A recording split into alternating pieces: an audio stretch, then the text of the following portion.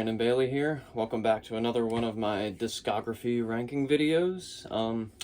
This week we are going to be bandwagoning, and I don't mean as a fan because I've been a longtime fan of the Beatles, but bandwagoning on the algorithm, so to speak, on their release of their final song Now and Then, which, you know, I don't really review like new music like that on here yet, but I will say that I like that song a lot. I think it's pretty sentimental, and what they did with it is pretty cool.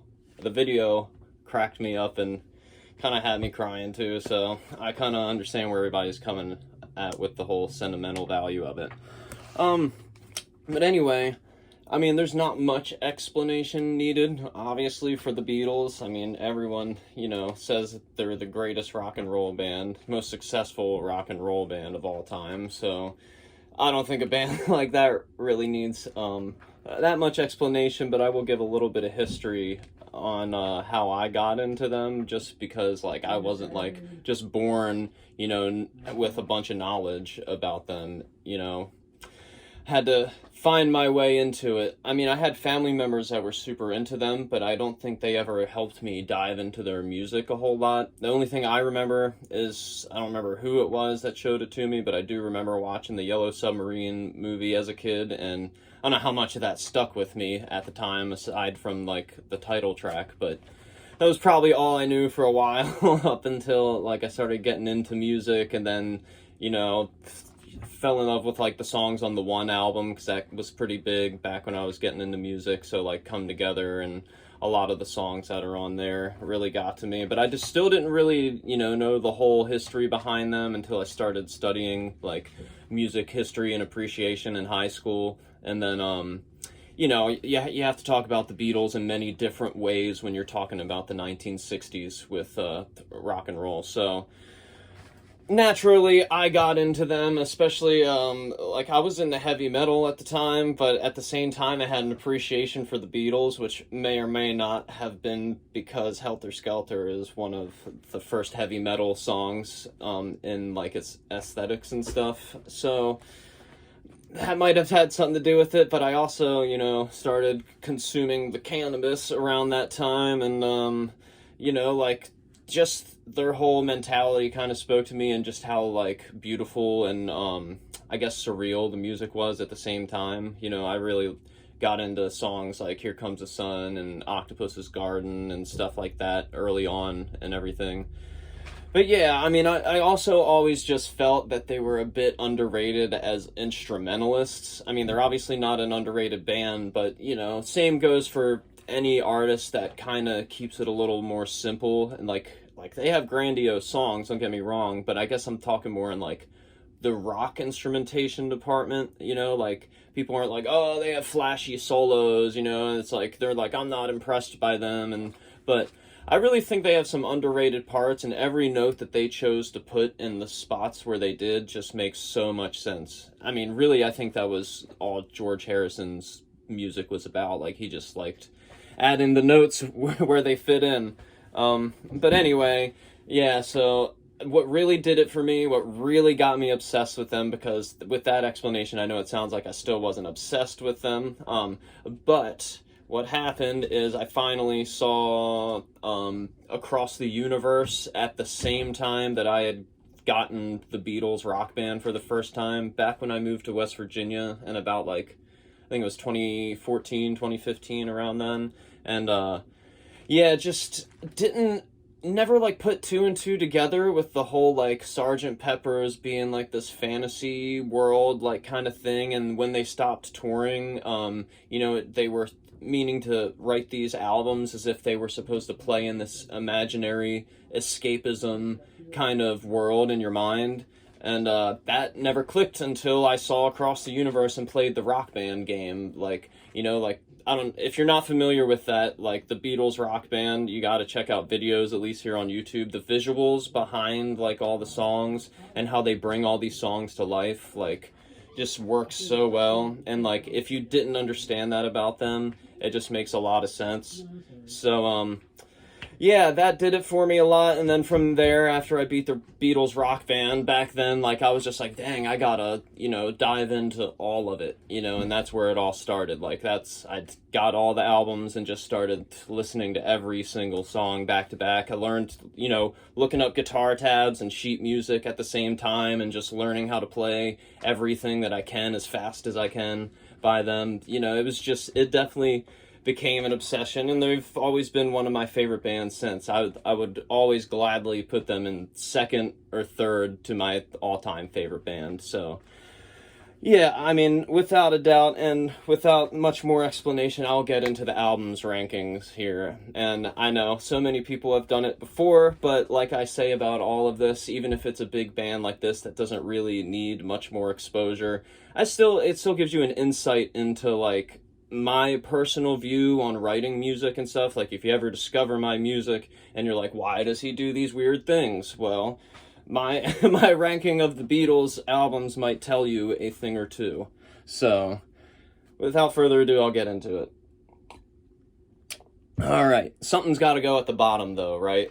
And I know a lot of people put this at the bottom, a lot of people put the next one at the bottom, but something's gotta go there, as cool as listening to all these albums is. So, number 13, we have With the Beatles, their second album.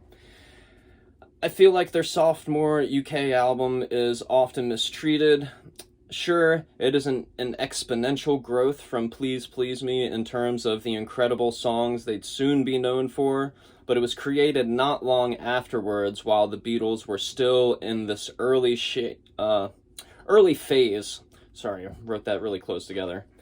All of the styles you're getting in their first albums are the product of their coming up, playing very diverse sets of whatever caught their ear or was just popular in the clubs.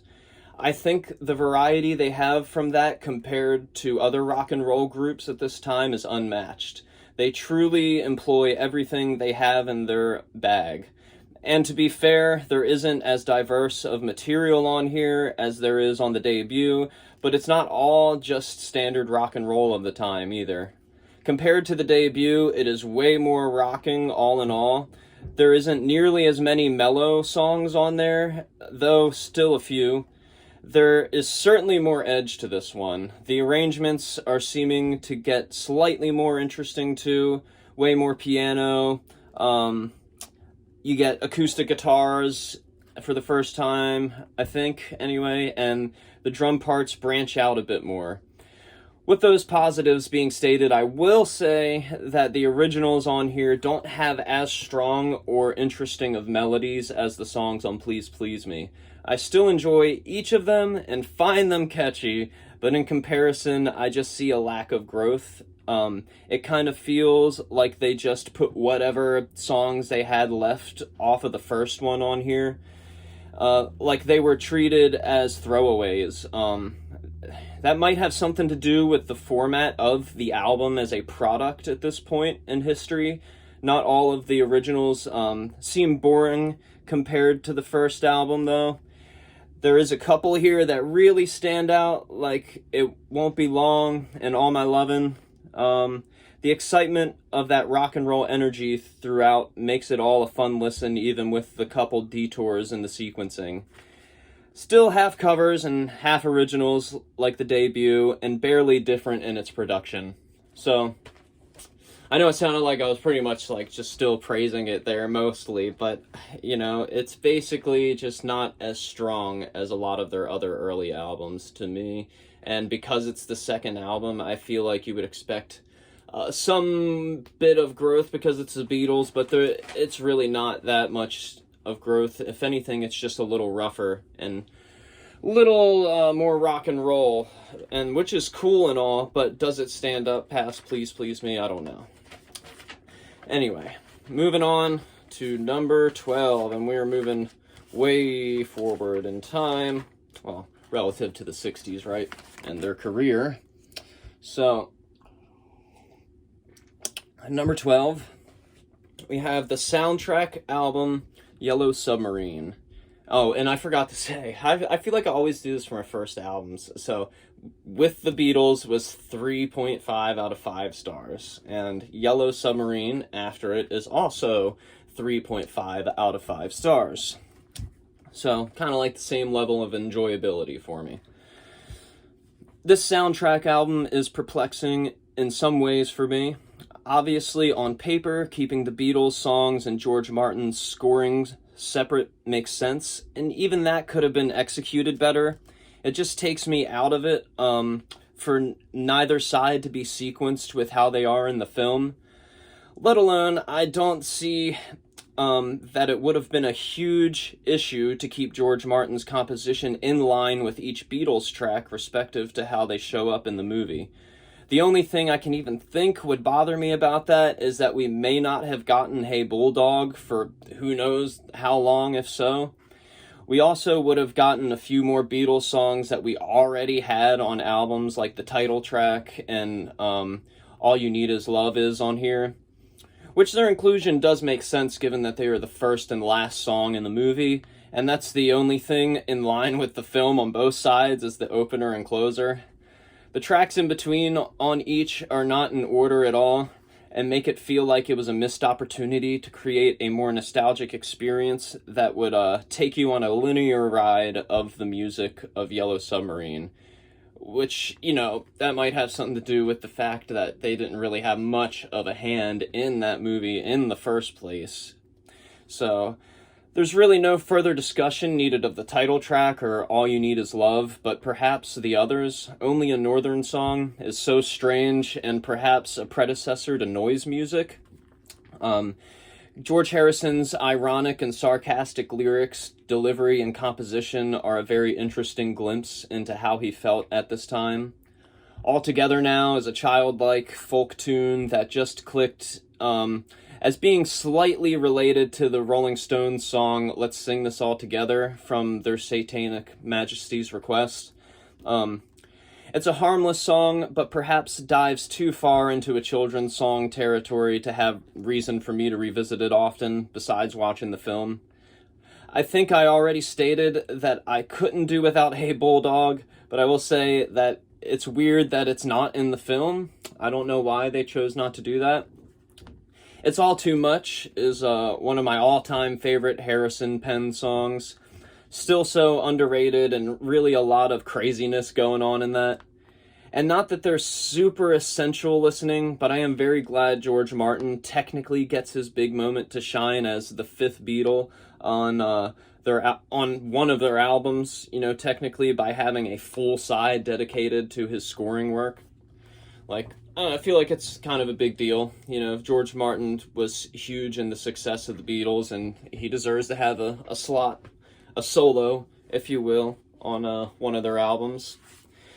But yeah, I don't know. It's just a missed opportunity, like I said. I think that's the best I can say with why I feel about it this way. So, let's see. Moving a little bit forward in time from there, a few albums to number 11. We have their final album, Let It Be. Also at 3.5 out of 5 stars. Every time I do the Beatles marathon like this, I find myself feeling the end of the ride came too quickly, and there is like this feeling of wishing there was a lot more. More in the sense of an album or albums that could have been after this. I do think that they have plenty of extra content to keep someone occupied for a long time, though. With the solo work, collections like Past Masters and the Anthology series, the movies, the live albums, or side projects like Traveling Wilburys. There is truly a plethora to enjoy, like no doubt. Especially if you're just getting into them, it can be like kind of daunting. Like the 3 to 4 hour Get Back series based on the creation of this album. Before, the stories and anecdotes which marred the vibe surrounding these sessions made me think that it would be a trudge to sit through after having already seen the original film. Not that I ever like didn't enjoy this album, but it gave a much more positive perspective on it, allowing more closure as a fan. It doesn't feel so much as they completely didn't give a shit on here anymore. Though two pointless filler goof-off songs, if you will, Dig It and Maggie May, don't help that at all, as fun and humorous as they are.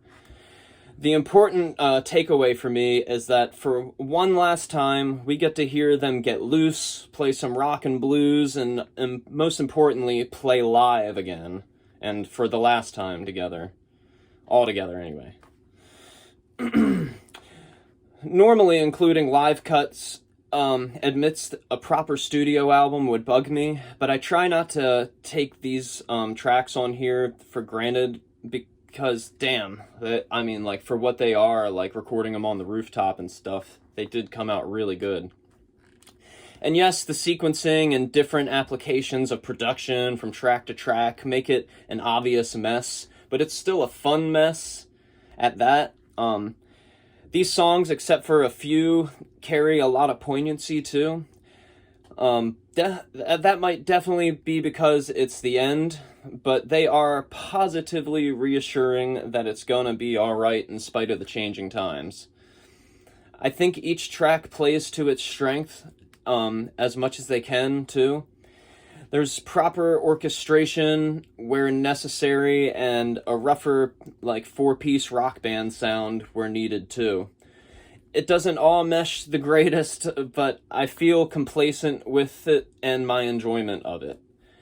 This is the Beatles, mostly coming back down to earth, and as stoned as they may have been at the time. So yeah, the last album. I feel like the bottom three, really no surprise here. The question is, where does it go from here? And that truly was the hardest part of it. I think I was pretty certain on how I felt about those, and the next ones were the hardest. But bear with me on this. At number 10, we have the debut album, Please Please Me, at 4 out of 5 stars, moving up a half-star rating.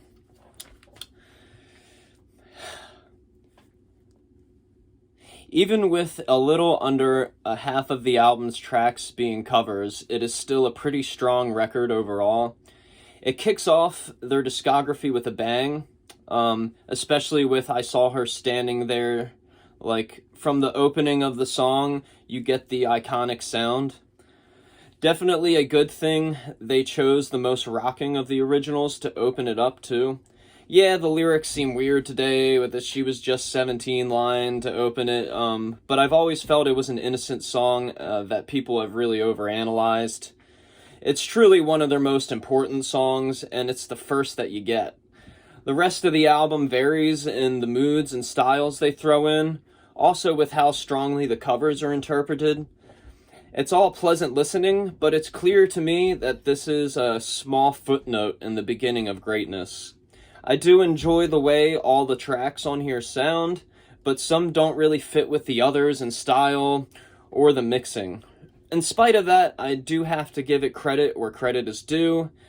For one of rock's earliest bands to sound this good from a live room recording is astounding, especially since it was all done so quickly.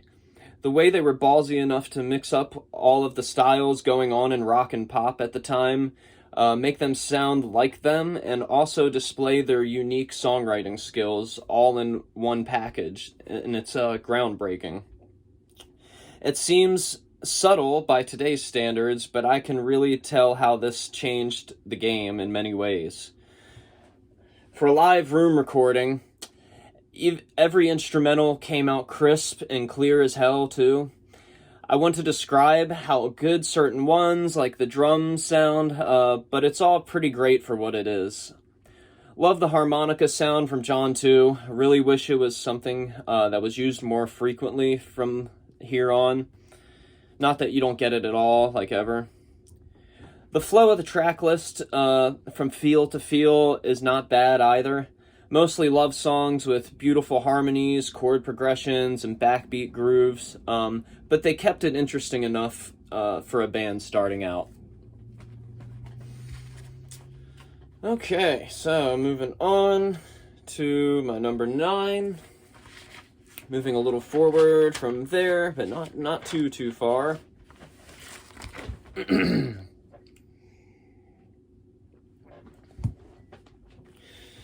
We have Beatles for Sale at also 4 out of 5 stars. While they are still growing more and more with their skill sets here, the track list does come off a little all over the place. What does stick out to me as the glue of this album is that it seems to be a sort of fun tribute to all of the American styles and artists that influenced them up to here. Even the originals, aside from a couple, seem somehow stylistically dedicated in that sense. The track-to-track order is a bit wonky, though.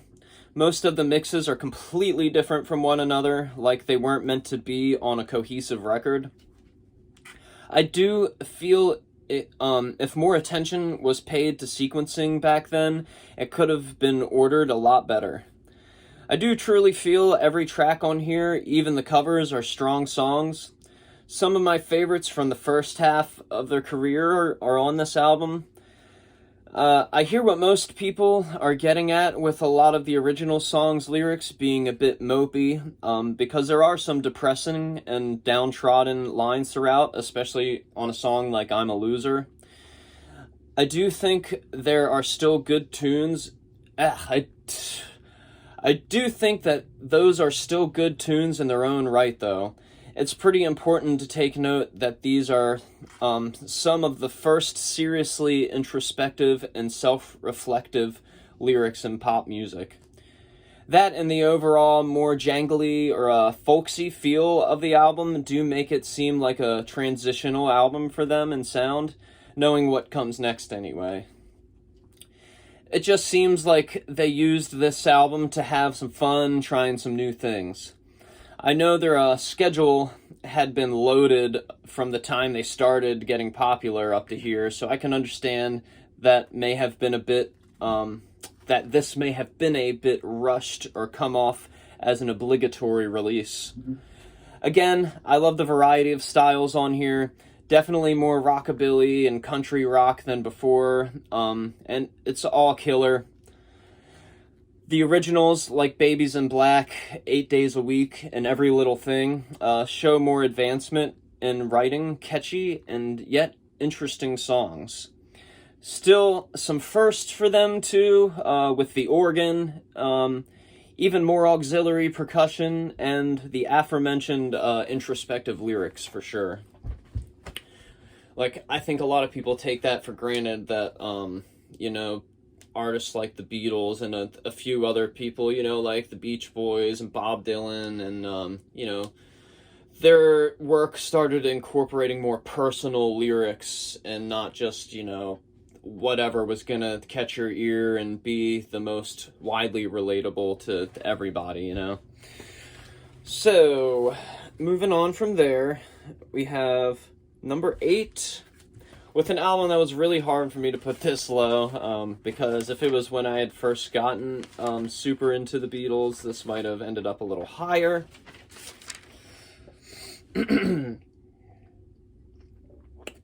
But at number 8, we got Help, which is the album right after that, so it is an improvement. Now, if there's a true transitional album for them, this is surely it. And a slightly more cohesive release than Beatles for Sale was. It's of course not perfect, but I do enjoy it as an overall album a lot more. They dive deeper into their interest of the rising folk rock movement, showcasing that in not only the song's instrumental arrangements, but even more so in the lyrical content. It's not all a Bob Dylan tribute, though, as there are plenty Beatleisms to be found. I probably already sound like a broken record with this at this point, but it really is fascinating to me, the subtle changes from album to album with this band. It seems as though there are always firsts for each record. Always changing up the percussion arrangements, or perhaps mixing them all together. or sorry, not mixing, perhaps nixing them all together in the case of Yesterday. But there is the addition of electric piano, different guitar tones, a string section, and just more use of keyboard instruments in general. It cannot be understated how important the shift in lyrical direction is from this point forward. They are truly coming more into their own with their lyrical prowess, and you can really feel the influence they have had on artists since, with deeper, more personal, and cathartic lyrics. Their songwriting has truly reached all-time greatness with a lot of the gems on here too. It's kind of a wild ride of vibes from song to song, but such a fun atmosphere. The only tracks that feel slightly weaker are those towards the back half. Still very catchy tunes, but perhaps it's the tempos they were played at that makes it trail off in excitement. Every aspect of the album seems so well produced, though. Maybe they're not all cohesive recordings, but plenty of it is. It may not just be the aforementioned Yesterday sticking out like a sore thumb at the end, and then like the bombastic cover of Dizzy Miss Lizzy to close it.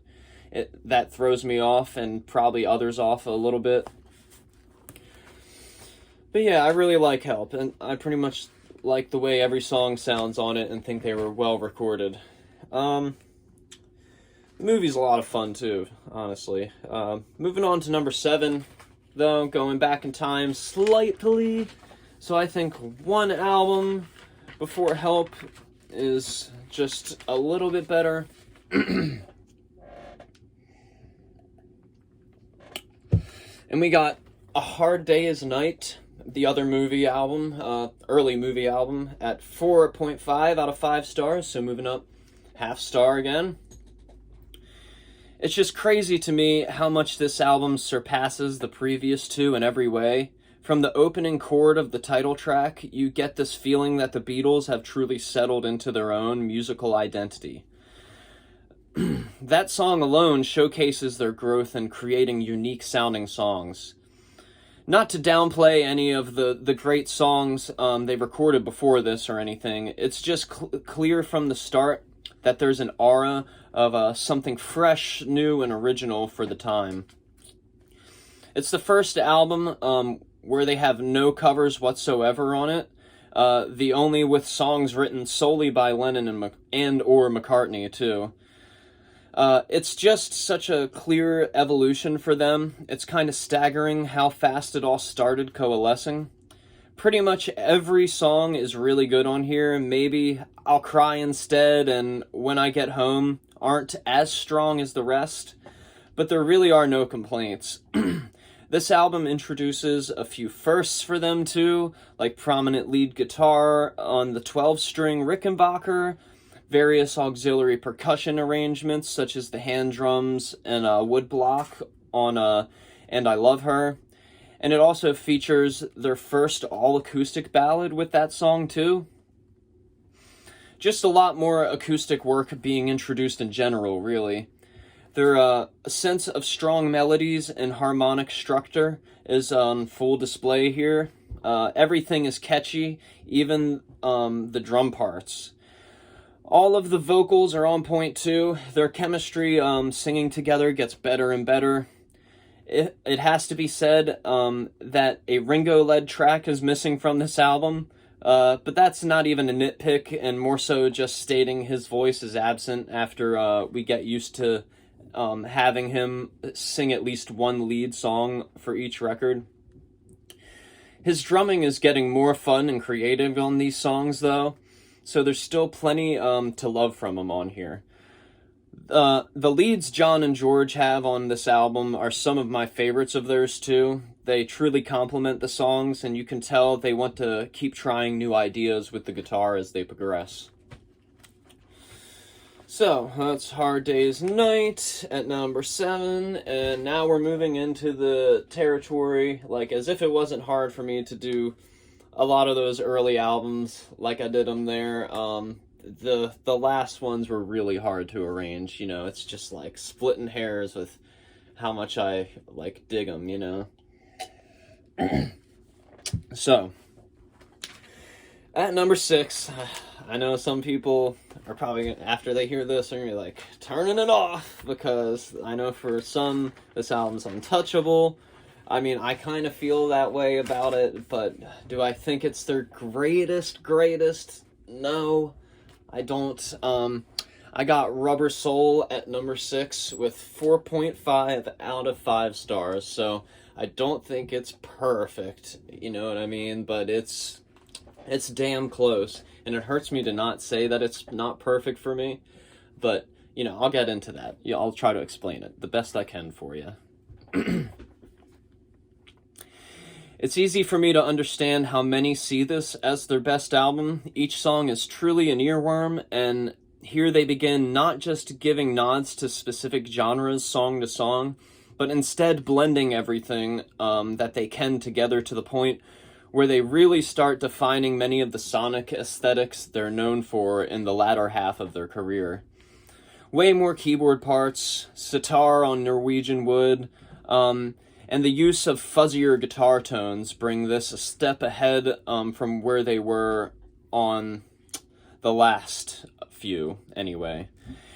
It would be an understatement to say the album is an influence on psychedelic pop/rock music. It's truly an influence as much of their work is on all of music as a whole.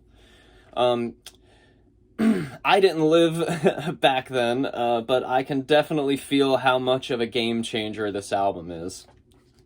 Not only that, but this album has a sort of aura about it. It kind of dates it, but in the best of ways.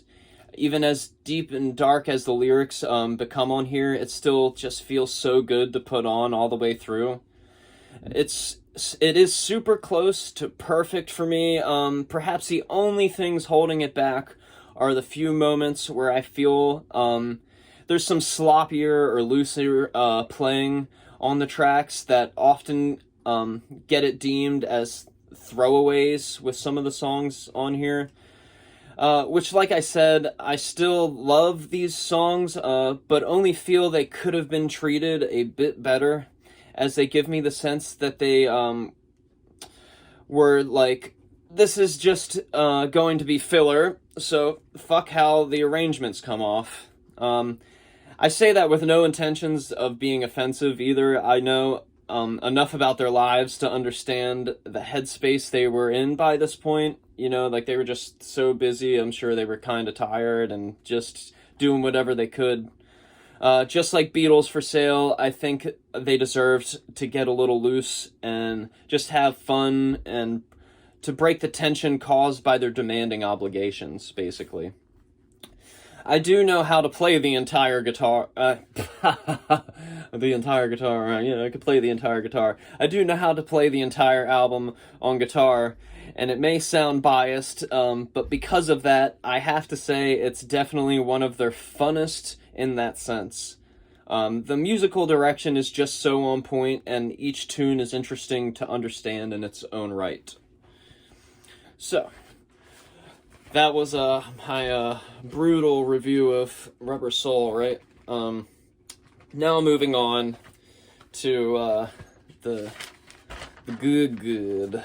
That's all good. I mean, it's the Beatles, you know, for real. Like, it's all good, but it's just a matter of how much do I enjoy others over some, and it's all just a matter of opinion and influence and all that sort of stuff.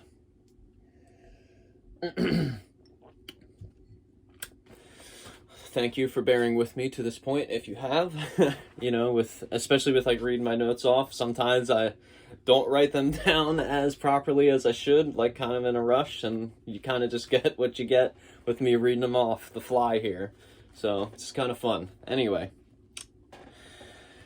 This one, though, might upset some people, though I know some can understand where I'm coming from, but a lot of people will defend it to the death. At number 5, I have the all-time classic, groundbreaking album, Sgt. Pepper's Lonely Hearts Club Band, but we're starting here with this at 5 out of 5 stars, so I still think it's perfect for what it is, And obviously by saying that it's perfect for me, I enjoy it like pretty much just as much as all the rest that are coming ahead of it. Just keep that in mind. So, what can be said that probably hasn't been 1,000 times since the release of this pop culture mammoth, be that any negative or positive critical assessments? Some of their other albums are also held quite high in the public consensus, but none seem to be as hot of a topic as Sgt. Pepper's. All I can do is give my own personal view on it, as arbitrary as any of that I just said sounded. And to start, I'll be fair and consider what some say about it coming off as a mess of an album. Again, like with Revolver, the eclecticism always intrigues me. I also try to ignore the notion that it's a thorough concept album. The title track opening it and then the reprise fading into A Day in the Life to bookend it does subtly drive the idea of the concept home, though. Otherwise, it's more of a sonic journey of an album rather than a story being told. Each song is just so wild and grandiose in its production. I just love the atmosphere the whole album has about it. Most of the tracks, especially the blatantly psychedelic ones, have an awesome swirling vibe. George Harrison bringing Indian instrumentation into their sound will always be one of, if not my favorite thing they ever did. No spoiler, but George is my favorite Beatle. People can trash it all they want, but it is truly important and meaningful stuff. It sounds so good, I just couldn't imagine disliking that side of their music. Really, the individuality of each Beatle, including the fifth Beatle, George Martin, on here, adds so much depth to how well the craziness of the track listing plays out. Everyone's contributions are so well orchestrated, like everything, even the happy experiments, sit in their right place. This album has a lot of my favorite moments in all aspects of the band. It being over-publicized or overrated doesn't really take away from the monolithic value this album holds for me. It, like all of their latter half records, are unique little worlds of music to let yourself be taken away by. So, that's my consensus on that, and hopefully me explaining the next albums will explain why it's placed like that. Because really, just to give a little bit of in-depth into what I do here is just like I write the reviews and I give the star rankings and I arrange them by the star rankings based on how I enjoy it, and then I really think about all the nitty-gritty details in between as I'm, doing the ranking before starting this video. So, after Sgt. Pepper's at number 4, we have the other album that a lot of people, probably have number 1. It's usually Rubber Soul, Revolver, or Sgt. Pepper's at number 1 most of the time for people, I think. But to give it away, Revolver is next at number 4. Like I said, I'm going to say it for the beginning of all of these, but 5.5. It is that good. But it's 5 out of 5 stars, perfect. As much as it may contradict the sentiment that the most cohesive albums are usually objectively the better albums, this is one of many cases where eclecticism reigns supreme for me. And I assure you that it's not simply because I was informed to enjoy it, as many critics have dismissed it, even if slightly. This is an album where they try on as many hats and wear them all so well. On paper, a lot of these songs shouldn't work in their sequencing, but they are all some of the best the Beatles have to offer.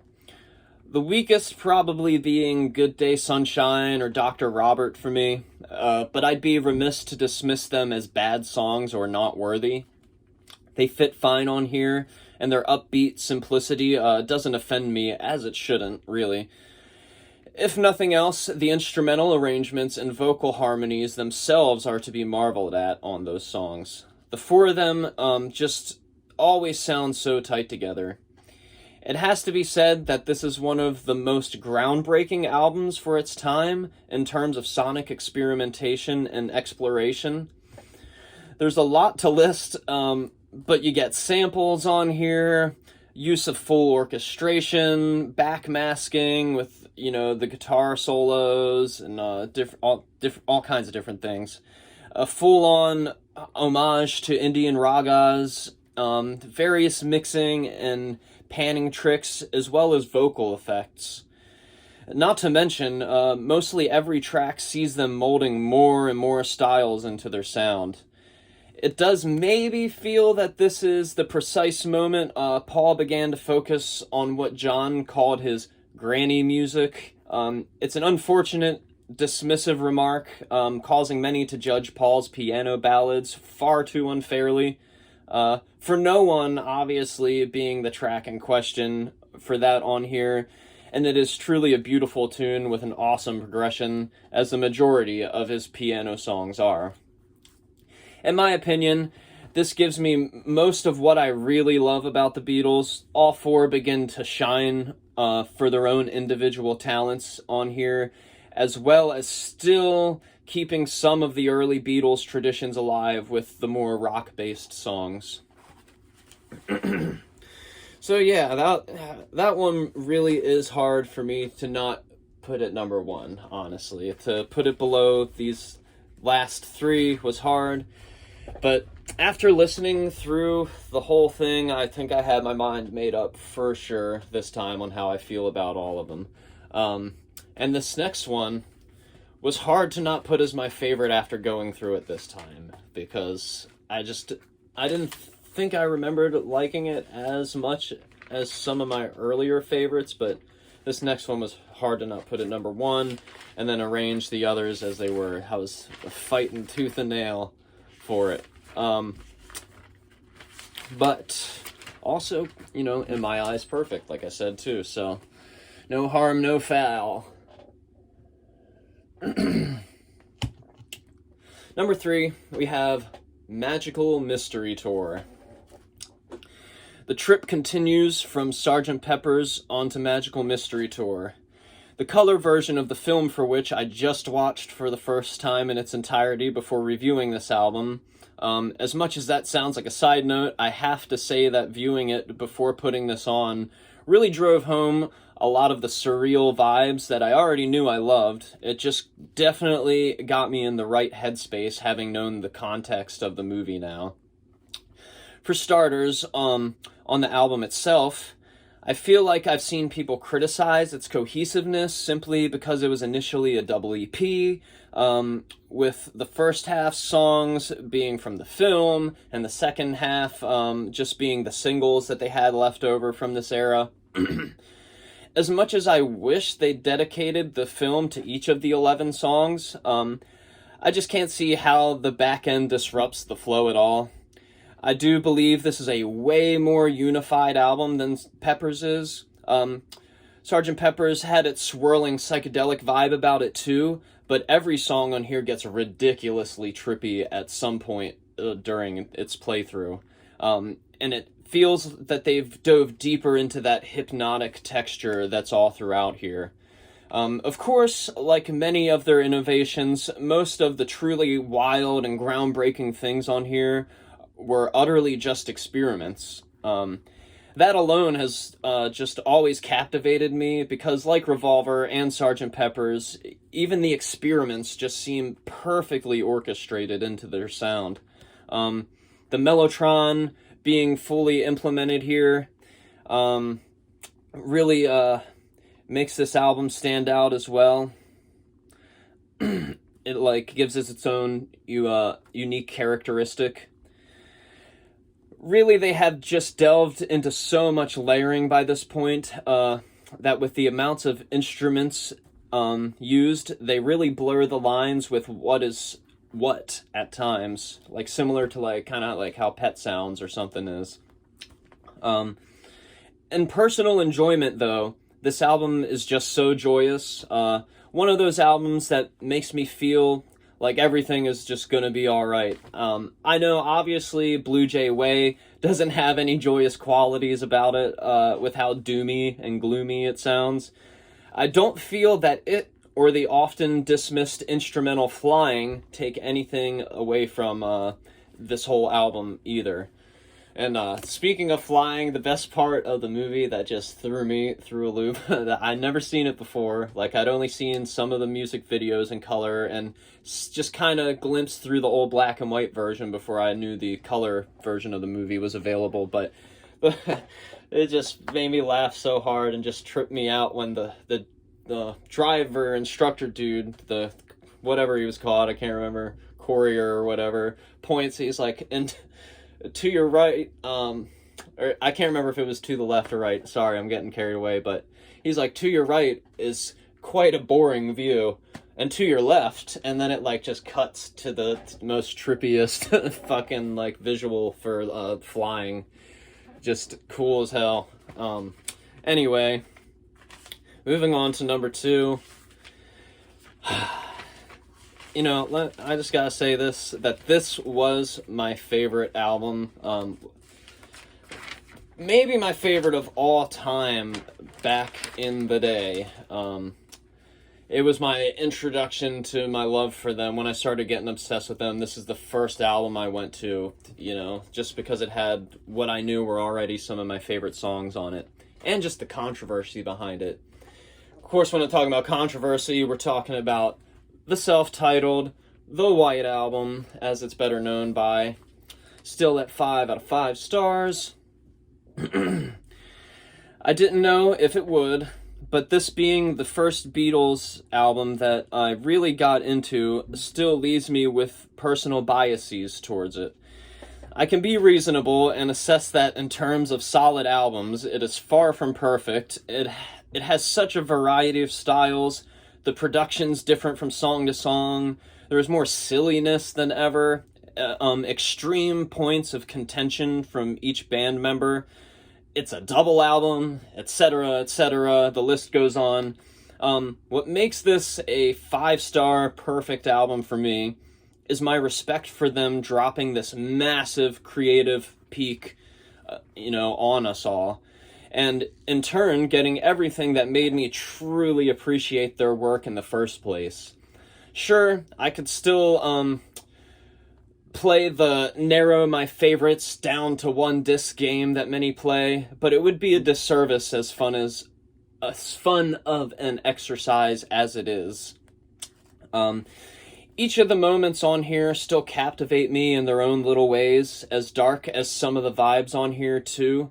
The silly songs balance it all quite well, take the edge off, if you will. It feels less like an obligation and more like a cathartic and fun album to put together. Also, as much as it makes the Beatles seem disjointed or dysfunctional by this point, I really love how all 4 of them continue to dive deeper into what they would be known for as artists into their respective solo careers. There's more unity than that with the track list, too. Coming off the Trip of Magical Mystery Tour, there are some psych rock elements on here still for sure. And there are, of course, all of that good old Beatlesy rocker sound. But the main focus of this album, in my opinion, is the beautifully crafted, stripped-down acoustic approach, like a more folksy kind of rootsy sound, if you will. Likely because of their time in India, where they honed in this style. All of those songs are just so peaceful and relaxing, always for you to be yanked into some other world by the next 1 or 2 songs. It really is such a ride of emotions that not many albums pull off for me nearly as well. It takes you into their deepest, darkest places, but also to the brightest, most hopeful, and everywhere in between, really, too. This is just an album of, just life in itself. More can always be said in specific about all the songs. It is one of the relatively few essential double albums of all time for me, really.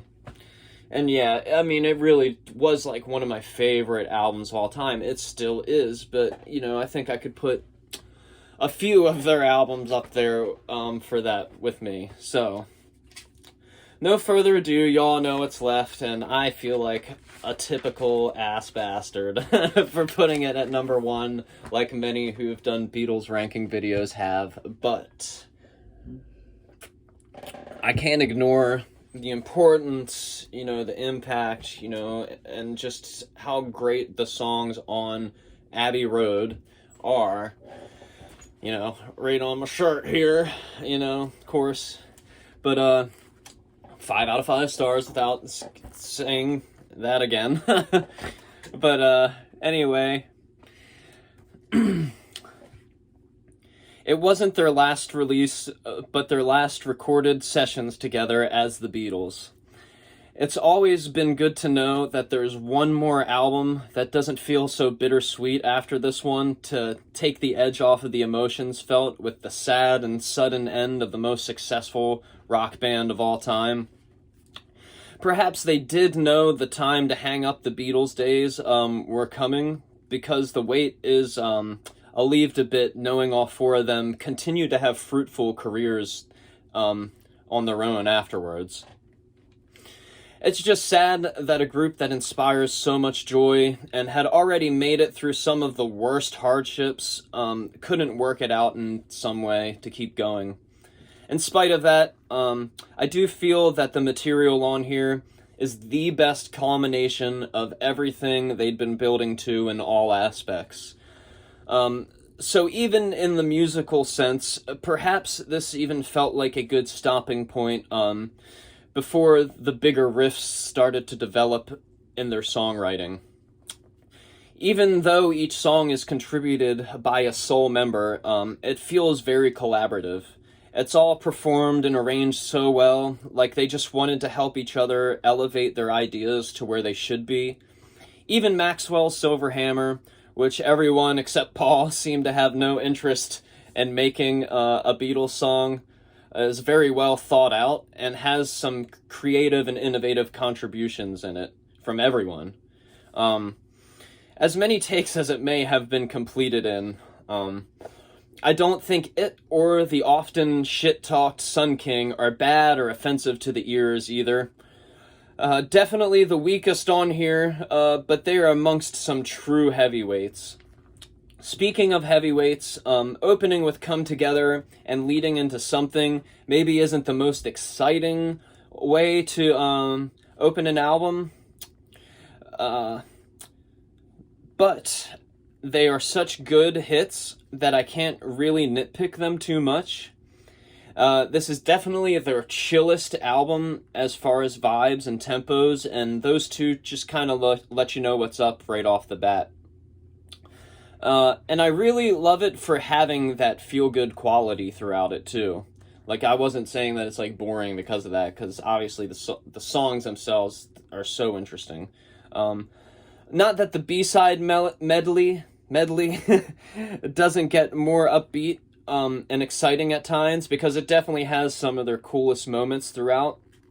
To close my notes, though, I'll just say that it is what it is, and it isn't trying to be anything else, and it shines because it's just a collection of their best work, and at the very end of it all, you know, for at that point, you know, too. I feel like that's really hard to do. They're a band that really never did too much wrong, you know. Everyone can say what they want about songs like Wild Honey Pie and Dig It and Maggie May, like they don't have a perfect career, but if you appreciate the Beatles, you know, and their history and their story, like even those fun songs like are still fun to enjoy and listen to, as much as they may have been a detractor. But yeah, you know, I just feel like Abbey Road is like just the complete package of everything they could do, you know, with all of the other Beatles included too, whether we're talking about George Martin or Mal Evans or Billy Preston, you know, they're all there. So, you know, that was my ranking of the Beatles albums. You know, I'll catch you in the songs one to hopefully tomorrow hopefully editing and uploading goes well with it, but, you know, it is what it is. Like I said, thank you for bearing with me this long and through my arduous reading of my notes. But yeah, hope it was a good time and a good listen, good watch, however you enjoy it. So, without further ado, peace and love, have a great day, be safe out there, and please like and subscribe.